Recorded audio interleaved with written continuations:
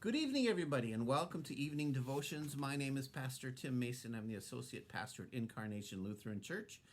And before we begin, just a reminder, if you want to learn more about how to access a lot of the things that we're doing here at Incarnation Lutheran Church, just go to our website at godamong.us, and you'll see online activities come up. Just click on that, and that will show you all the links to all the things that we have. We have check-in Bible studies, and especially worship on Sunday morning, and that is live at 10 o'clock. Please join us. Tonight, I'll be reading from Matthew, and we'll finish with something a little different at the end. Matthew chapter 13, verses 1 through 9, 18 through 23. This is from the Message Bible. This is called a harvest story. A harvest story. At about that same time, Jesus left the house and sat on the beach. In no time at all, a crowd gathered along the shoreline, forcing him to get into a boat. Using the boat as a pulpit, he addressed his congregation, telling stories. What do you make of this? A farmer planted seed. As he scattered the seed, some of it fell on the road, and birds ate it. Some fell in the gravel. It sprouted quickly, but didn't put down roots. So when the sun came up, it withered just as quickly. Some fell in the weeds. As it came up, it was strangled by the weeds. Some fell on good earth and produced a harvest beyond his wildest dreams. Are you listening to this? Really listening? Now, the meaning of the harvest story, we jump down to verse 18. Study this story of the farmer planting seed. When anyone hears news of the kingdom and doesn't take it in, it just remains on the surface, and so the evil one comes along and plucks it right out of that person's heart. This is the seed the farmer scatters on the road. The seed cast in the gravel, this is the person who hears and instantly responds with enthusiasm. But there is no soil of character. And so when the emotions wear off and some difficulty arrives, there's nothing to show for it.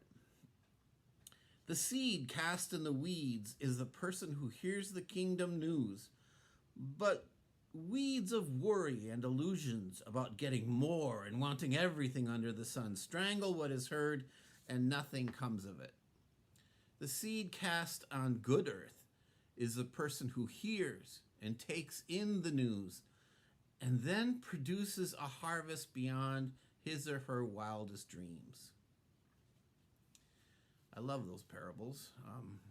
But in this parable, the parable of the harvest, has been kind of rattling around in my head for the past couple days. Maybe that's because I've tried to plant some plants, and right now they're all either dying or being eaten by something that I can't find. You know, I'm convinced I could kill a plastic plant. Well, anyways, I find the parable of the harvest can sometimes be a very judgmental parable. Remember how I have told you that whenever you read a parable of Jesus with several characters, put yourself into the story, put yourself into each of the characters of the parable, and see how you feel. For example, in the parable of the Good Samaritan, are you one of the priests who walked by the man who was beaten and left to die? Are you the man who was beaten? Have you been the innkeeper? Have you ever been the Samaritan, or even the Samaritan's mule? Or are you one of the people in the crowd whom Jesus is trying to help see their own ignorance and arrogance so they can learn to live lives of truth and light as the people of God? You know, you can learn a great deal about yourself when you put yourself into a parable, into one of the characters, and just feel what's going on in your heart as you're doing the reading. And that's kind of one of the purposes of parables. Well, in the parable of the harvest, I've looked at it in a little bit different way today. Um, and it's easy to assign someone else's name to the seeds Jesus is describing.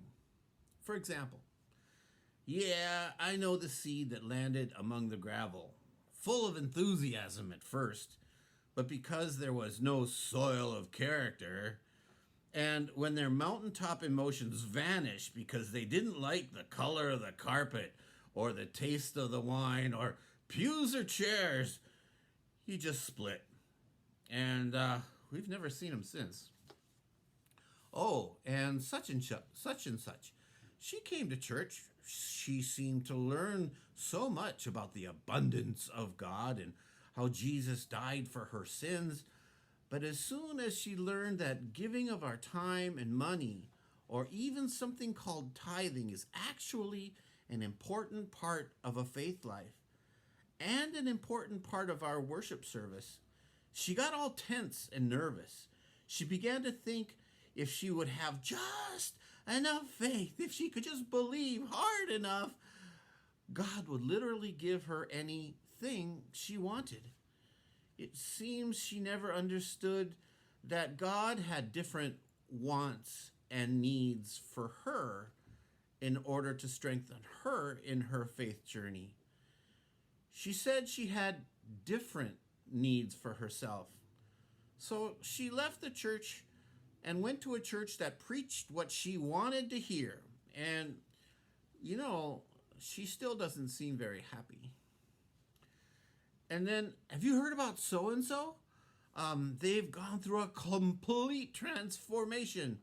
Life hasn't always been easy for them, but when they came to believe the good news that God actually calls them God's own children, and God will forgive them no matter what goes on in their lives, they seem to have been like released from the chains of fear and guilt that people have heaped upon them for years.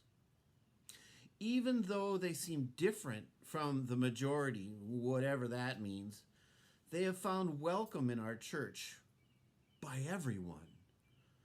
They have never felt so welcomed by anyone before, but now they seem to be free to be just as God created them to be. I also heard that they want to join the Outreach and Stewardship Committee. They're amazing. Well, I've put 3 people into each of these parts of Jesus' parable, and I'm sure we can all picture someone else, and with names and everything, in the story that I just read. It's easy to put somebody else in there, but now I want you to imagine you and only you are being referred to in each paragraph. Well, I don't know about you, but as I look back on my very short life, it is so easy to pick a time and a stage in my life when I truly did play the character being spoken about. And I would say this has happened repeatedly through my life as I've grown in faith. Well, I have been the seed cast in the gravel. I have been the seed cast in the weeds. And thankfully, from time to time, I have been that seed cast on good earth. Now, through this pandemic, I seem to appear to be the seed cast into a box. Well, coming to faith does not mean God will magically take away all of our wants and our worries and problems. It does mean that through many experiences, good or bad, through grace, we can learn the truth that God truly does call us God's children. And God never leaves our side no matter what. The world can truly be fickle and cruel, but God is truly a strong refuge of grace, mercy, hope, and love. Through my short life, this is a truth I am really actually just beginning to live into. The good news that God loves us all the time, unconditionally, and will never leave our side. Sometimes I do experience peace beyond all understanding, and I am left absolutely breathless and just giving praise and thanksgiving to our God and being thankful that God can work through me. We're going to finish with the words from the prophet Isaiah. This is chapter 41, verse 10. Do not fear, for I am with you. Do not be afraid, for I am your God. I will strengthen you. I will help you. I will uphold you with my victorious right hand. Amen. I hope you found something to hold on to in that devotional. I truly enjoyed delivering it. Have a wonderful evening, and may God bless you and give you peace during this time. Good night.